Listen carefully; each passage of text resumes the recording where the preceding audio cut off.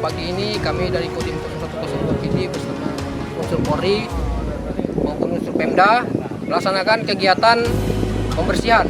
Dalam hal ini sesuai dengan pengarahan daripada Bapak Presiden Republik Indonesia Prabowo Subianto, masing-masing daerah harus menjaga kebersihannya. Dalam hal ini memerangi sampah.